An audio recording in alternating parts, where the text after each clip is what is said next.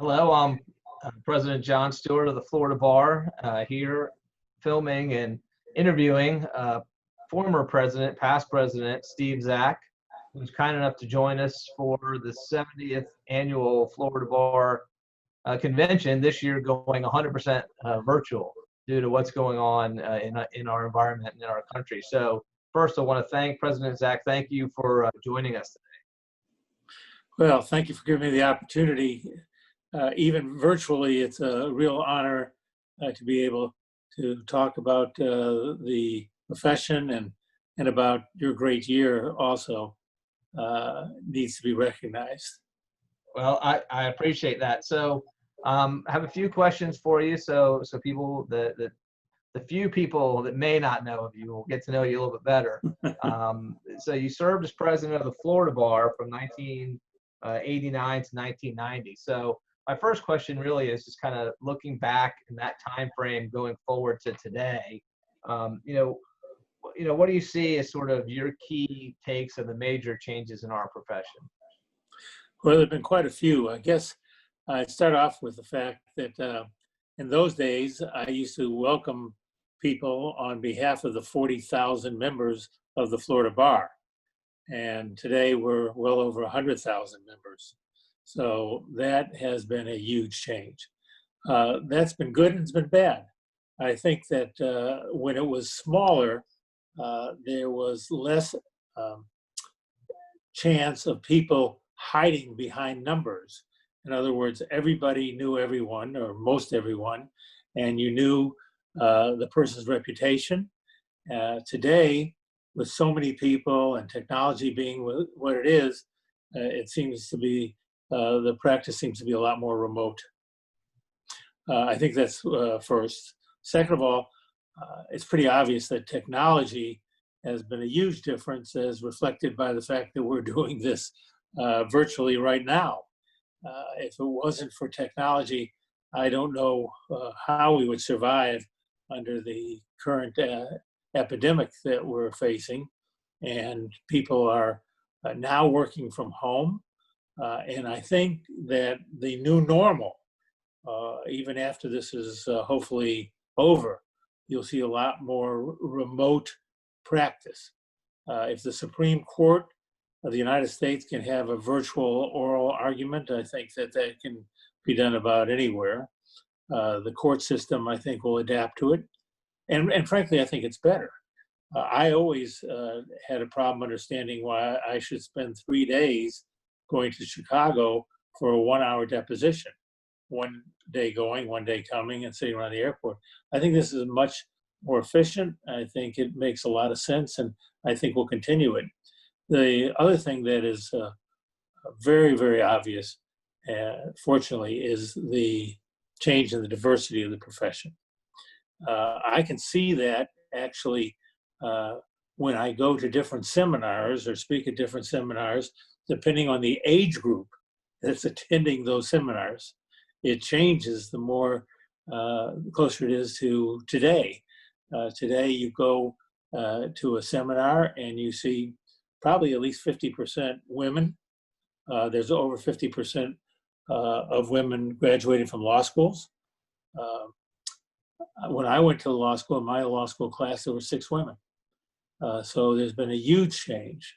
There is also a change in the ethnicity of the practice of law. When as you know, I'm Cuban American. When we began the Cuban American Bar Association, there were 14 of us. And it started because actually, in part, I went to a hearing where my friend who had come from Cuba, I grew up in Cuba, though my father's American, so I don't have a heavy accent. My friend did, and the judge said, well, come back when you can speak English. It's outrageous to think that that could happen. It's outrageous to think that there was a men's grill where people used to have lunch and that women had to sit on the other side of a glass. It's hard to believe that existed. And the thing I wonder today is, looking back at some of the things we do today, are we going to be surprised that we didn't do a better job today? Well, you touched on a lot of points. You have a very unique perspective. In Florida, you were the youngest Florida bar president. I thought I was young, but you were far younger even. First Hispanic American Florida bar president. To my knowledge, the only president of the three, which I'll say the Young Lawyers Division of the Florida Bar, the president of that, president of the Florida Bar, and then president of the American Bar Association. So that's a long way of saying not only are you highly credentialed, and I don't know how you've made any money in your career doing all that volunteer work, but I'm curious. I think people will be curious. Do those different positions give you different perspectives, or were they all very similar in a lot of ways? Well, you hope you grow from each experience and you learn from your past mistakes. And what you really find is in some ways they're all interrelated. The people you meet as a young lawyer and that I worked with in the Young Lawyers Division, I worked with as president of the Florida Bar and then later in the ABA. So I almost think that without one, the others wouldn't have existed for me. So I do think that it was part of who I am, because I can't really in many ways separate one from the other. But the issues remain the same. Professionalism, lawyer advertising was always very significant issue when I was president of the Florida Bar and later on. Professionalism continues to be a problem that we have to deal with on a day-to-day basis. The interesting thing about Florida is that we've had more presidents of the ABA than any other state. And what happens is, for some reason, anything that affects the profession happens first in Florida. And we have to learn how to deal with it. And other bar associations around the country always come to Florida and ask, how did you handle this matter? What can we learn from you? How can you help us? So, like I say, there's a lot of interrelationships between those different positions that I held. Well, I don't want to put you on the spot, but you sort of brought it up, and it sort of leads to one of my last questions. But what do you see in Florida sort of coming down the pipe, or something that's here that's maybe not quite there for the rest of the country, or that we're working on or should be working on, to continue what you mentioned as sort of being leaders around the country as far as bar associations go? There is nothing more concerning to everybody today than the social issues facing our nation. And so many of those issues really start with the law. And I believe that Florida will once again be at the forefront of these issues, confronting them, coming up with solutions, and learning from the past mistakes to a much better future. Someone said to me a while back that if you were a doctor 100 years ago and you were transferred to a hospital operating room today, you would have no idea what you were seeing and what was happening. But if you were a lawyer practicing 100 years ago and you were transferred to a courtroom today, you probably have no problem at all understanding and proceeding to do your job. I think we can learn from the past. I think we can do a better job going forward.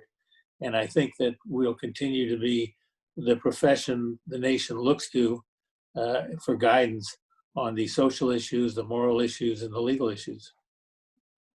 Well, being the senior president on this interview, being just the two of us, you get to have the last word. You get the concluding remarks. So, whatever you want to say to our members, considering that those tuning in are going to be witnessing the first ever virtual convention of the Florida Bar. Well, I was thinking about your year, John, preparing for this discussion. And for some reason, and maybe the good Lord has something to do with it, we seem to always have the right leader at the right time. I think of Churchill during World War II as being the right leader for that nation and the world. And you are the ideal leader to lead us through a very difficult time. We've gone through a lot of crisis. You've managed it extremely well. You've had balance and intelligence and judgment that we needed desperately. I congratulate you on a wonderful year. And I'll just leave you with the words that I was left with many years ago from Chesterfield Smith, who I still think is the greatest president that we've ever had in the Florida bar, the American bar, who had a very simple statement, which is do good. And I think that still applies today. Let's do good. Yeah, well, first of all, thanks for your kind words. It means a lot coming from you, and it's great words of wisdom. And thanks for your time. I know you're crazy busy. You're all over the world still. You're still a sought-out consultant and speaker, aside from really actually still practicing law. And I'll always remember that, notwithstanding the fact that I'm a little lawyer from a little town, when I came to see you in your fancy office in Miami, you gave me your cell number and told me to call you anytime. And a few times I did, and you never hesitated to answer. So it's that I hope I can pay forward. So thanks for your time, and look forward to a time when we can catch up face to face. I'm going to miss you, and I'm going to miss all the folks that I always see at this Florida Bar Convention, which to me it's almost like a homecoming event every year. And we all seem to get a little older, a little wiser, a little grayer, as you can see. But there's friends of a lifetime that will always be my friends, and hopefully next year we'll be celebrating in person. Great. Well, stay safe, and we will see you soon. Look forward to it. I'm John Stewart, president of the Florida Bar, and I'm here with Judge Patricia Seitz to do a brief interview. Thank you, Judge Seitz, for joining us today to develop some content for what is our first ever virtual Florida Bar annual convention. You're part of history, John. Yes, thank you very much for having me. No, I appreciate your time. So there's a lot of reasons we wanted to talk to you. Obviously, one of the first and foremost is you were Florida Bar President in 1993, 1994, and have the distinction of being the first female Bar President, which is quite a distinction, quite an honor. And just thought maybe you could give us some of your impressions on what you've seen in terms of changes in the profession, particularly for women over the years since you started practicing all the way up through your long storied career as a district judge. Wow. The transformation in the profession since I became a member of the bar in 1973 is quite remarkable. The two things that probably stand out, the three things that stand out the most is the phenomenal growth in the size of the bar.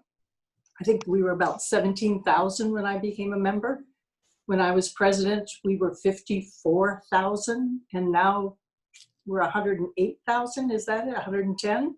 Yeah. So it is a phenomenal growth. And in that has also been the increase in diversity, not only in our membership. I wish we were a little better, but there has been a real concerted effort since a little bit before I became bar president of the leadership actually taking the bull by the horns, so to speak, and recognizing that our profession is one composed of many human beings that is here to promote justice, which is the respect of the human dignity of each of us.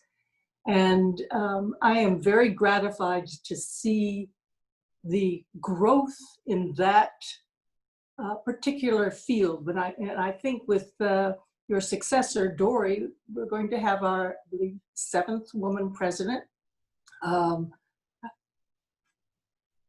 So I'm pleased. Good. I think we definitely made progress. We've done a fantastic job in the area of diversity, I think, on committees, sections, and on the Young Lawyers Division.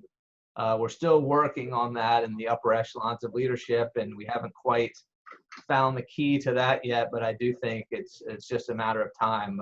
It's definitely getting better as we progress. So, I'm curious, you've had 20 years on the federal bench or so. Maybe you can just let everybody know that those of us who don't have the privilege of having served on the bench at all, particularly the federal bench, how has that really been different than your practice, and has that really changed your view at all about the profession since you've had that life experience? Well, it is a transformation. The first 6 months is you're walking down the street and someone says, "Judge," you immediately turn behind to say, "Oh my God, whom did I miss?" And you recognize you're the one that has to make sure that the trains run. You're the one that has to keep the emotions down, because our profession really doesn't train us on how to manage the emotions of our client. But the greatest takeaway that I have seen of the advantage of the profession is helping lawyers with technology, helping lawyers with law office management, and most importantly, its commitment to civility. It is so important that we as lawyers use our skills as problem solvers to help our clients resolve and avoid conflict. We are the ones that can bring orderly change, and we are the ones that can provide the balm. And that's where I believe the profession needs to reassert its sense of leadership in the community. And I'm pleased to see sort of a bell curve. I see us as a philosophy going back to one of the things that attracted me and your dad to the profession. We're service rather than a business. And we are here to serve and promote justice. Yeah, it's you've hit on a lot of key points there. I mean, we are service. We need to improve, from a technology standpoint. We need to improve from a diversity standpoint. And there's a huge unmet legal need that either, in my opinion, we need to find a way to meet, or we need to allow others to properly meet it while protecting the public if we're not going to be able to meet all of the needs. So those are certainly some challenges. I know you don't have a crystal ball. I mean, I know you're a federal judge, but you still don't have a crystal ball. So, what do you see in your mind as some of the, point or key couple points of the future of the profession where we really need to be moving, or really where you see it going, or just where you see that we need some improvement? Well, picking up on your last point about ensuring that those who have legal needs are not being served, I would like to see the media start I can remember in the 80s, the American media, the American Lawyer came out and started emphasizing, the headlines were always profits per partner. And that began the real emphasis on business, business, business, and how much do you make? And I think it took us away from our service. Now I'd like to see the headlines of pro bono hours per partner and have the competition there, because I believe that when we get back to our roots of service, John, and we use the brains that God gave us, we can really grow ourselves and make our communities better while we are serving our individual clients that have no access to justice. And that's what I think gives us a sense of purpose, that helps us get up each morning and approach the day with a positive sense of I'm going to do my best. And even if I don't get it right, at least I'm going to try and learn and do better tomorrow. Well, I think that's, certainly it would be a great change in direction. I'm going to ask you one question that you're gonna scold me for because I didn't clear it with you in advance, but I think you'll be able to ably handle it. But I just thought of it. Earlier in my presidency, I had the chance in Tallahassee to interview Secretary of Agriculture Nikki Fried and Secretary of State Laurel Lee, who are both Florida lawyers, both young women who've been involved in the bar and also in different, Laurel Lee was a judge, Nikki Fried was in private practice. And, I asked them, and so I'll ask you, what would be a piece of advice that you would give a young female lawyer today about finding her path, whatever that may be, through the profession? The best piece of advice: be willing to take risks, and you have a right to be at the table. If you are in a particular place, it is an opportunity to grow, and seize it. Even if you feel like you're face, do it to the best of your ability with class.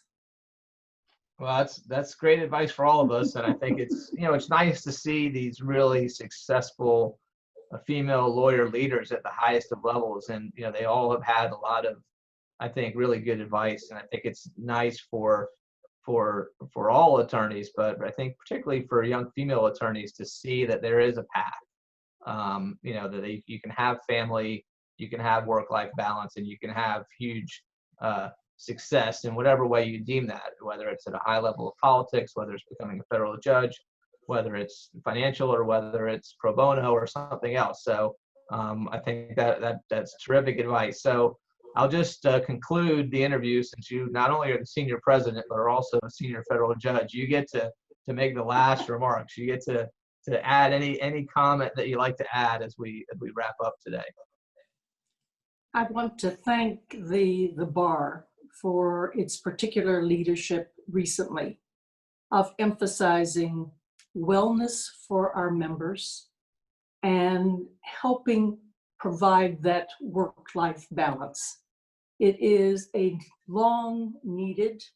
I also want to thank the young lawyers of the Florida Bar, because I really see that they are the energy, they are the future, and so many ideas that the senior board ultimately adopts have begun with them.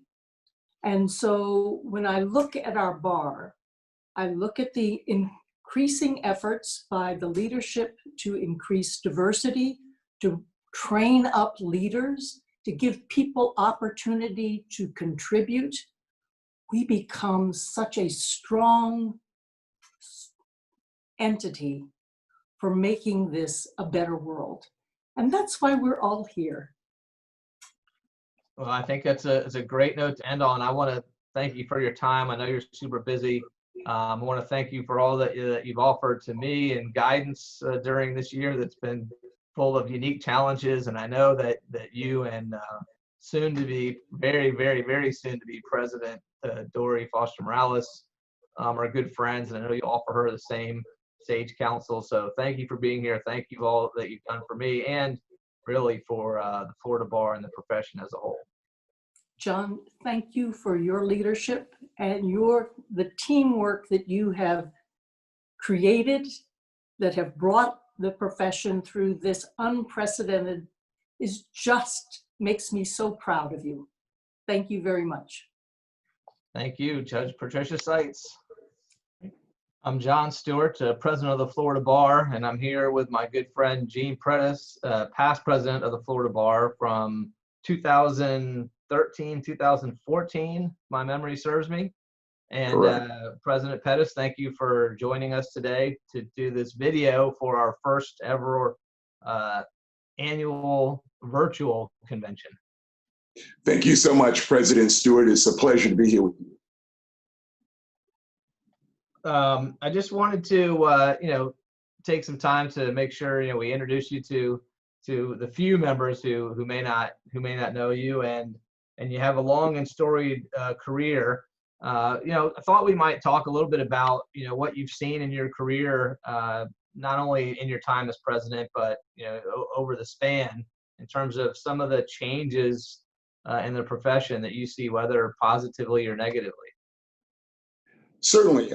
Before we get started, I would like to say thank you, President Stewart, for your service. One of the things we say among presidents and former presidents of the bar is that there's always some surprises in every term. You can't plan for them. And I think your year will go down as a definition of that old adage. And the way you've handled our profession and how we operate within a pandemic literally is a once in 100-year occurrence, and you need to be commended for the adaptability and the flexibility, and more importantly, the leadership that you have seen. With regard to your question of the changes that I've seen, I started practicing in 1985. At that point in time, I think we had around 36,000 lawyers. We are now at, I lose count, but we're over 105, 107,000 lawyers. In just a short period of time since 2014, when I left office, I left at about 98,000. So you can see, since I've been gone, we've almost increased another 10,000 lawyers. Those numbers are so significant because of the fact that the legal career is a long career. Unlike a sports career where you have a few years and then you're out of the league, people are around practicing law for 40 years or more. So there's not as many slots opened up for the thousands of people that are coming in. And I think that force is in play. I think you see within the big law a consolidation. More and more firms are merging, both on the statewide level, on the national level, and globally. That's a different occurrence than it was when I started my practice, and even more today than it was when I was president. And secondarily, there are less places where young lawyers coming out of school can have jobs, and it's necessitating more of them coming out and having to hang up their own shingle. So the dynamic of what we're seeing is different, and I think it's important that we continue to study how we can be of assistance to both sectors, those that are in the merging firms and those that are in the solo small firm practices, because it makes up who we are as a profession. Well, I think as presidents, we come in all wanting just to do right by our members and by the bar. You're certainly one that's left a pretty spectacular legacy that touches on really a lot of the things you talked about, particularly about reaching out to our members. And, I think one of the biggest is Leadership Academy, which really was your brainchild, which you helped foster. Obviously it's no secret, and it took far too long with it, but it was critical that you were the first African-American president of the bar. And I wonder if you can just talk about, the tremendous success that Leadership Academy has had, in your mind, how you envisioned it, how it's working. I mean, I'll just put in a quick plug for my annual convention committee chair, Vivian Cortez Hodds, who's a Leadership Academy graduate, who's had to plan an entire annual convention for 9 months, and then in the last 6 weeks make it all virtual, which was more than any volunteer should have to take on. So, can you sort of just discuss a little bit about, your idea, and then, how I hope pleased you are with how you've seen it evolve over time? Certainly. We have all been talking about diversity and inclusion for as far back as your career goes and deep into my career. So as I sat looking at our bar in my early years as a Board of Governors member, the conversation was continuing. We were having an annual meeting to talk about diversity. We were moving the needle a little bit, but not as much as I thought. And the reason I didn't think we were really having a major lasting impact is because it's one thing to talk about it once a year. It's another thing to give the people the skills that are necessary to be successful. The Academy was born out of a belief after I traveled the state and the country, looking at what are the skills that are necessary for a successful lawyer, a successful servant of the community. communication skills, networking skills and knowledge, strategic planning. Those are just three basic: how to operate operationally, how to navigate a meeting, how to build relationships, and how to know the who's who and where the centers of power are in our state. The curriculum of the Academy, as you know, was built around some of those pillars. And I thought if we could bring people in, teach them those skill sets, whether they are going to continue in leadership of the bar, or whether they're going to go back to their communities as informed leaders, as individuals that are proud and knowledgeable of their profession, but individuals that are prepared to serve. We have created a win-win.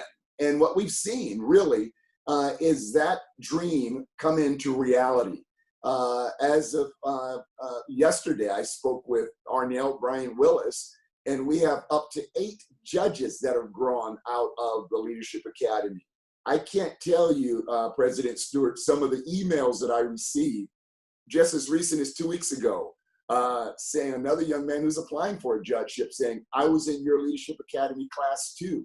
I've had judges to get on board and say, if it wasn't for your Leadership Academy, I'd have never had the confidence to step up.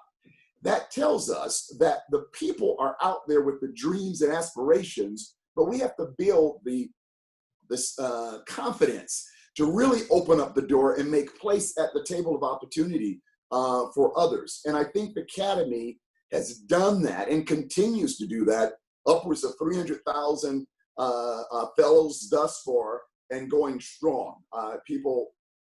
One of my former associates is in the current class that's coming in this month. So I think that we have created a lasting pathway for people to, one, get enhance their skills, learn lifetime skills that are somewhat the soft skills, but are essential skills for success, and to bring all of us together as one bar, one humanity for one cause. And that's the foundation of the Leadership Academy.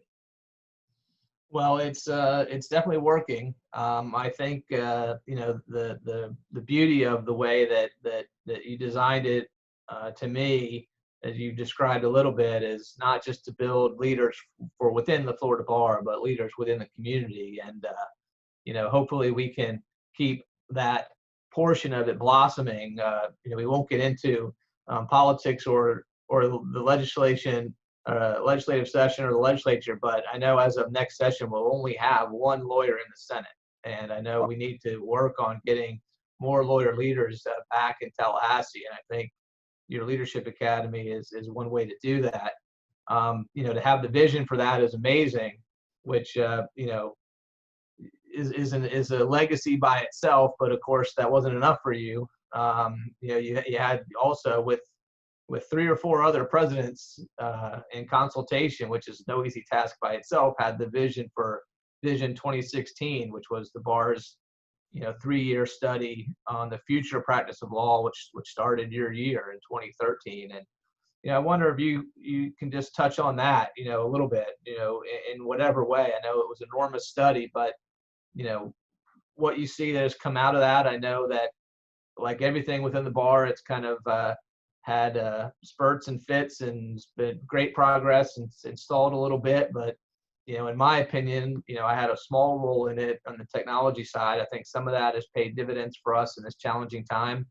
I think we need to get back to that. But really, to my question, you were one of the major visionaries for Vision 2016, and how do you see how that's played out for us, having done that now, completed that 4 years ago?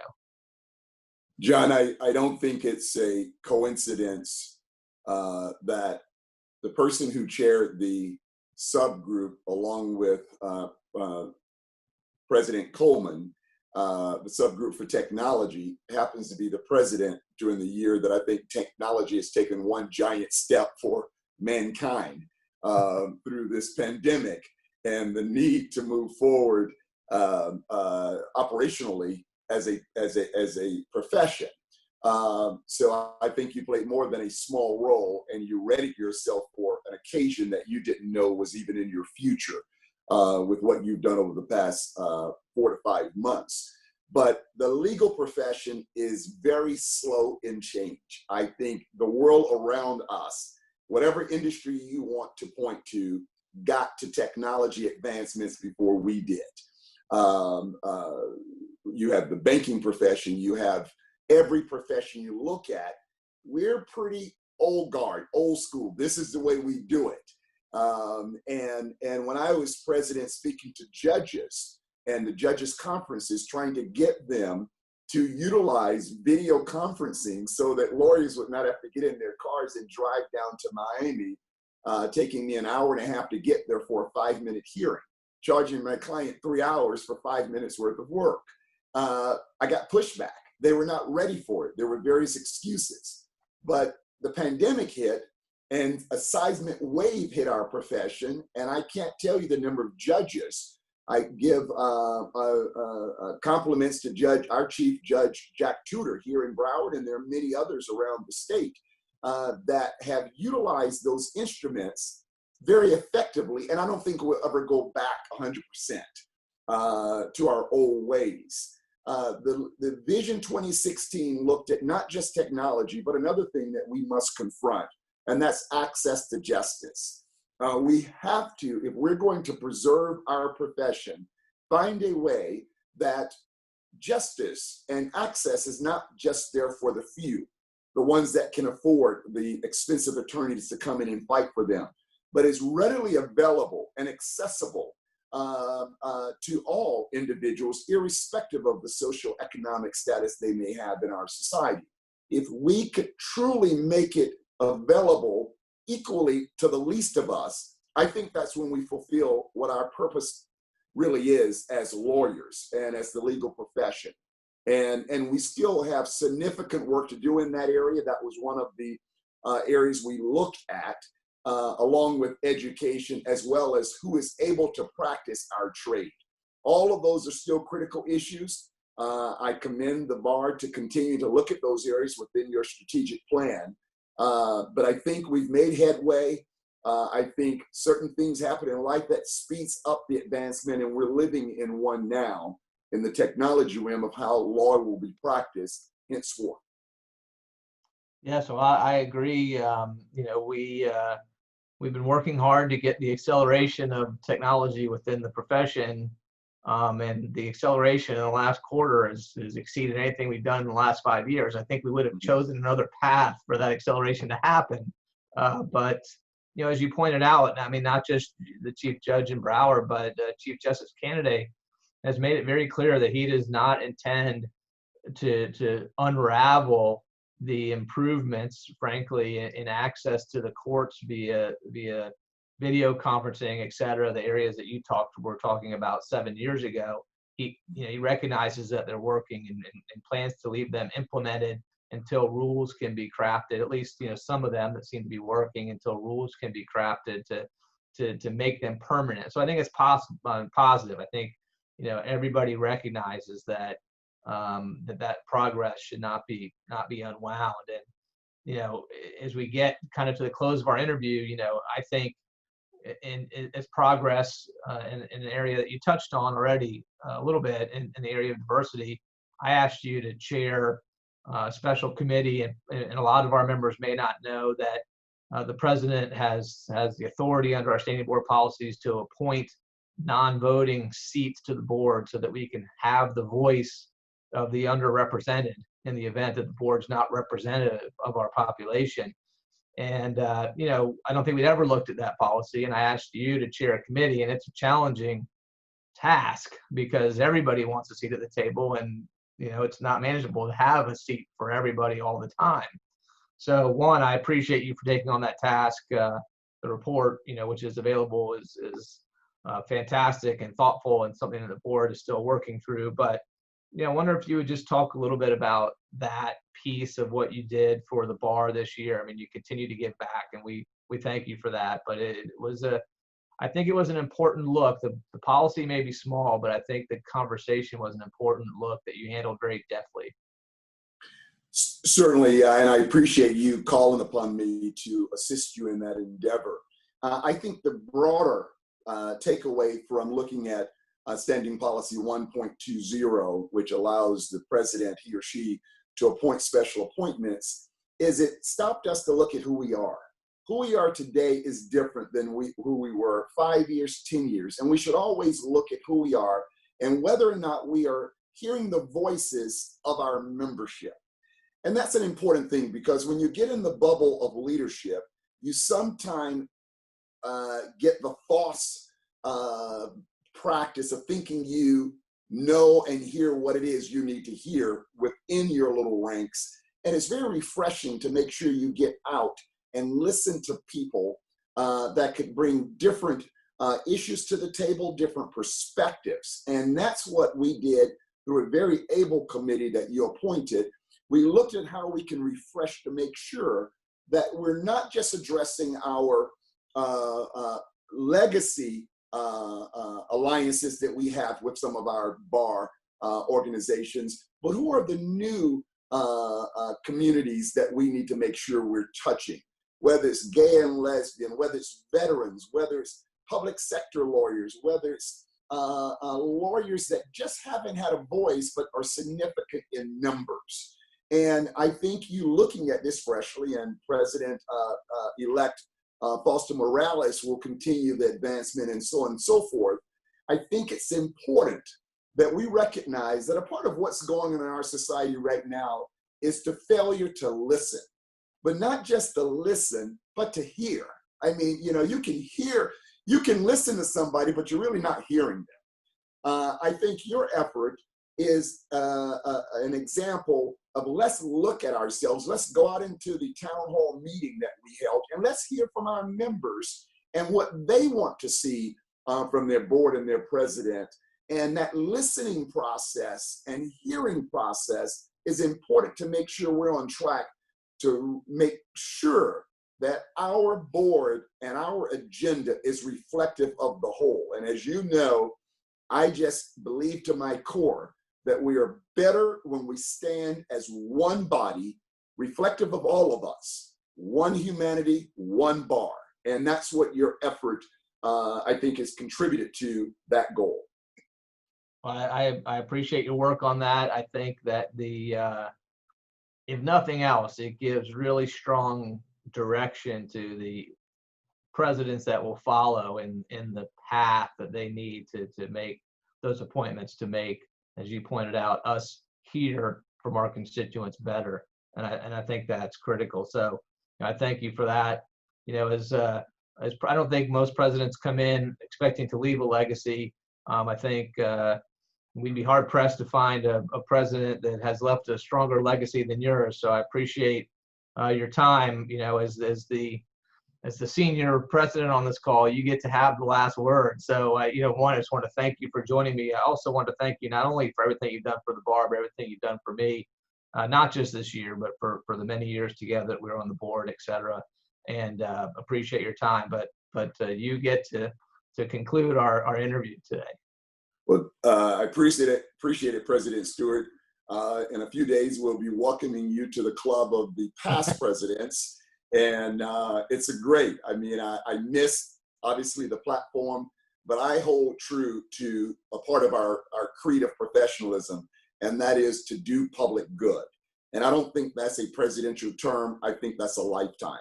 So I am as committed today as always, and as I know you are, of doing public good. And there's so many places, so many ways that we as lawyers, we as past presidents, we as a profession can do public good. And I look all around us at things that are really, really tense, but it's lawyers who've always calmed the waves and led the way through our advocacy, through our ability to bring people together.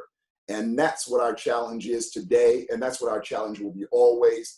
So I look forward to joining you in other endeavors, and I truly, sincerely thank you for your leadership. It's a sacrifice, and I think you were the man for the moment, and I appreciate you answering the call. Thank you, past President Pettis, for joining us, and look forward to seeing you virtually at the convention. Absolutely. Thank you, and look forward to it. I'm John Stewart, president of the Florida Bar. I'm here with the Young Lawyers Division president, SANTO DIGANGI, and president-elect Adam White. We're here talking about the Young Lawyers Division for the 70th Annual Florida Bar Convention, for the first time ever being held entirely virtually. So I want to start with you, Santo. This year's theme, looking back, moving forward. I know this has probably not been the year you envisioned. There's been lots of challenges. What would you say has been some of your biggest challenges, as well as some of the biggest successes that you and the Young Lawyers Division have had this year? Thank you, John, for taking the time to chat with me and Adam. The YLD and the Florida Bar as a whole really faced some unprecedented obstacles this year, but the YLD, as always, was ready to adapt and find new ways to help both its members and the people of Florida.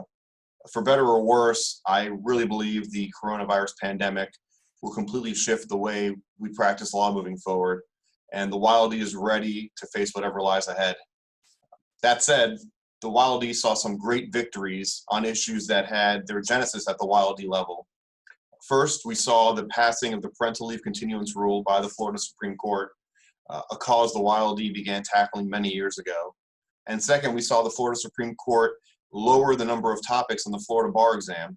And that's a conversation that began at the YLD's annual Dean Summit. The Dean Summit is an opportunity for the Florida Supreme Court, the deans of all Florida law schools, and the Florida Board of Bar Examiners to come together and discuss issues that are affecting all the stakeholders there. And then it was just an incredible achievement to see the Supreme Court come down and actually reduce the number of topics on the bar exam, which was the concern of all those parties. Lastly, the YLD hosted its first ever Summit on Young Government Lawyers in Orlando back on November 1st. During the summit, we had government leaders across the state come together to discuss different ideas and incentives to better accommodate and promote young government lawyer involvement in both bar activities and in their communities. As YLD president, I am extremely proud of what we were able to accomplish this year and how the YLD was able to continue assisting its members by evolving as an organization to meet their needs, despite all the external factors that were impacting us. Well, Santo, it's been a fantastic year for you. You definitely hit the highlights.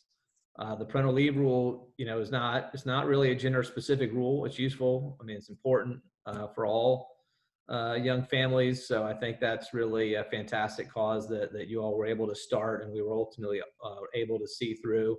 And then I really applaud you on bringing government lawyers into the fold. It's something that we continue to strive to do, to involve all of our members. And, sometimes there's been some disconnects with government lawyers, and we want to continue to open our arms and our doors to them. And so I really appreciate you taking that on and seeing it through to success. One item I'd like to specifically ask you about, since it's clearly dominated the last quarter at least, and maybe half of both of our terms, how has the YLD responded to the coronavirus pandemic, and where and what can young lawyers find in terms of information that may assist them in these challenging times? When the coronavirus pandemic hit Florida, there wasn't a roadmap, but the YLD knew we needed to act and act quickly. And the YLD wasn't just focused on assisting its members and its lawyers across the state. We also wanted to help Florida residents with any COVID-19 related legal issues. For those residents, we work with bar leadership, including yourself, to expand the ABA Free Legal Answers program, which serves as a free virtual advice legal clinic for citizens to get answers to many of the questions that came up as a result of the pandemic, including landlord-tenant disputes, employment issues, and insurance issues. The YLD worked hard to solicit hundreds of attorney volunteers to answer these questions from citizens during the pandemic so they could get answers to their legal questions in their time of need and quickly. With respect to Florida lawyers, the YLD knew it was important to immediately provide resources to our members on best practices for working remotely. As offices started shutting down, you could sense the panic amongst lawyers about how they would continue to be efficient working remotely. So with this in mind, we updated our popular Technology Roadshow series and rebranded it to the Adaptable Attorney. and we shifted the focus on teaching our members the best technology available for remote work and how to use it. At the same time, we created 4 webinars on this issue, which provided our members with not only the information, but with free CLE credit. And all of those webinars can be found on our website, www.flayld.com, for you to view and learn and get CLE credit. And additionally, the Florida Bar main website, floridabar.org, has been incredible in collecting resources and information and putting it all into one spot for our members to be able to learn the latest Florida Supreme Court admin orders and other issues that are impacting our profession. Well, I totally agree. I mean, one, I applaud you for all that you've taken on. It's been a lot for your board and for the young lawyers that have benefited, not just young lawyers, but benefited the lawyers in the state as a whole. And I absolutely agree that the Young Lawyers Division website and the bar's website, I think, are models around the country for how to disseminate timely and useful information in this really challenging era that we're in. And I appreciate you taking that on. So, you know, kind of keeping with the theme, you know, we've talked a little bit about looking back now moving forward with our incoming president of the Young Lawyers Division, Adam White. You know, Adam, what are some of, you know, the priorities that you're going to have the Young Lawyers Division focus on moving forward this year? I think the first priority that we're going to have next year is building on the fantastic work that President DIGANGI was able to do this past year, shifting the focus of our programming to meet the more virtual practice that we're all under currently. Not knowing when that's going to end and recognizing that there's going to be some other effects from that. I think we're going to focus our programming on giving our members the resources they need to continue their virtual practices.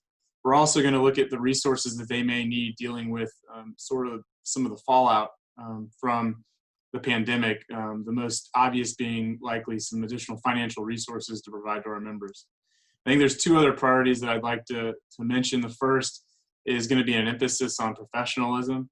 As people have probably heard, the Federal District Court for the Middle District of Florida has granted both the YLD and the Florida Bar Professionalism Center a grant to develop some lasting professionalism programming for not only young lawyers, but also law students. So we'll be producing that over the next year. And then another priority we're going to focus on is diversity and inclusion, something that we've done for a long time, but putting some renewed focus on the fact that some of our membership struggles with feeling on the outside, and bringing awareness to that struggle so that we can bring those people on the inside, and to make sure that our initiatives and our programming, our resources are inclusive and are very representative of the 28,000 members that we have in our division. Well, those are 2 big priorities. You know, the Chief Justice candidate and I have both spoken a lot about professionalism and ethics in the digital age. The profession of law is not casual, but a lot of times our communications digitally can be, which can be misconstrued professionally and ethically sometimes. So I think that will be a tremendously valuable task for the young lawyers to tackle. And of course, diversity is always something that we're pushing. And I think that you all will be able to continue to push and help leadership really grow diversely, which is critically important to us. One of the issues that I know that you'll continue, but I want to go to President DIGANGI for is sort of the YLD continuing its push for mental health and wellness. 5th year, I think, in a row that you've made May the Mental Health and Wellness Month. And so, SANTO, if you don't mind, kind of just talk to us about what you do, why it's important to the YLD, and how you see it moving forward. Sure. I think the first thing to keep in mind is that health and wellness comes in different shapes and sizes. There isn't really a one-size-fits-all. And specifically, Health and Wellness Month is viewed differently by many people. Some people view it as a focus on their physical health. Other people view it as a focus on their mental health. And some others view it as a focus on their family health. And the YLD doesn't discriminate. It believes everyone's view on health and wellness is important, and making sure that they become better people. And we wanted to make sure that we eliminated any stigmas associated with making yourself a better person. And that's really where the Stigma-Free YLD campaign started. And that's why we decided to keep it going, because it was such a success last year under President George. And we wanted to capitalize and build on it and expand the stigmas we wanted to tackle. Our videos, unfortunately, were cut short this year due to COVID-19, but we were able to release two. The first one dealt with the stigma associated with being a government lawyer and how government lawyers are sometimes viewed as second-class citizens in the legal realm, and how that's just completely unfair and unwarranted. And then the second video dealt with the stigma associated with the bar exam. And that was really important for the WILD to release, despite the COVID-19 pandemic in full swing. We wanted to release it in conjunction with the bar exam results coming out in April, because these law students, these law grads, were already in isolation. They were away from their family and friends. They had no support system if, unfortunately, they were to fail the bar exam. And we wanted to show them this video to say, listen, maybe you might have failed the bar exam, and that's awful. And we know you've worked very hard for this, but it's not the end of the world. You can still become a successful lawyer, a successful community activist, anything you want to be when you retake the bar exam and pass it the next time. I think in the wake of everything we've been facing as a nation in the last few months, we really need to make sure that mental health and wellness remains a priority in helping deal with many of the stressors they're facing, including whether it be personal, professional, or societal. And I know Adam will continue this with the WILD, and I know for sure President-elect, soon-to-be President Foster Morales, will definitely have a priority in mental health with a new helpline that she's instituted, and that I would urge all lawyers to take advantage of. Yes, I think you've nailed it. I mean, I won't speak for Adam. We'll let Adam speak for himself. But President-elect Foster Morales, I've said in my speeches this year, was into mental health and wellness for lawyers before it was cool. And she's going to continue to promote that, which is going to be critical. And Adam, I imagine likewise, you all will continue to run with the Stigma-Free campaign and the mental health and wellness for lawyers as well. Yeah, absolutely. I think that the Stigma-Free WILD campaign was probably the most impactful campaign that the WILD has done, certainly since I've been on the board for 5 years. We heard from lawyers all around the state who reached out to us saying, thank you for doing this. Thank you for making people aware of the different issues. And thank you for providing me an example to allow me to finally go and seek help for whatever that individual lawyer's issue was. I know personally it helped me go after some resources that frankly I was not going after because I didn't have the examples that the campaign brought out. And we're going to continue that good work during my year. I think our focus is going to shift away from the awareness aspect of it and focus more on practical solutions. President DIGANGI brought up one a moment ago, which is the Florida Lawyers Helpline. So we're going to promote that as much as we can. I think we're going to highlight the work that our local bar affiliates have done in their health and wellness programming, and then assess whatever other programming and resources that we can push out to our members to give them very practical solutions to whatever individual health and wellness issue that they might be having. I think, I think that continuing that campaign and that awareness is never going to end. And, both with the Young Lawyers Division and with the bar as a whole. So I'm grateful to you all for continuing it. I'm going to ask you all both this question really quickly. I know that you both in your firms have some Florida bar royalty, so to speak. And so, I'll go to actually to SANTO and then to Adam, but just, briefly give me an idea as to how you would recommend young lawyers get involved in the profession. It doesn't have to necessarily be with the Young Lawyers Division Board of Governors, but just in the profession. SANTO? Sure, and as you mentioned, I have the great fortune of working with past bar president Greg Coleman, who's been a tremendous mentor over the last 7 years I've worked with him. And my advice would be to start locally. I think you need to get involved in your local voluntary bar associations and meet people locally and help your local community first. And then you can start focusing on the Florida bar and the state as a whole once you've developed your grassroots locally. Adam, you want to add on to that?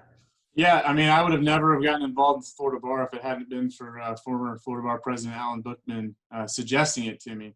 I know after getting involved, it's been an extremely meaningful part of what I've done in my profession so far. It really helps me feel like I'm a part of the overall legal community because it helps me try to make an impact on making that profession better. I would encourage people to get involved not only at the state level through a section or a committee, but if they want to start out locally, and they want to know where, they need to go to our website, FLAYLDaffiliates.com, where they can see all of the voluntary bar affiliates in their area, what the initiatives that they're doing, when their meetings are, and can decide where they might be able to get involved in their local area. That's great advice. You know, I just want to make it clear that you don't have to have a past president in your firm to get involved in the Florida Bar or to get involved in the profession at all.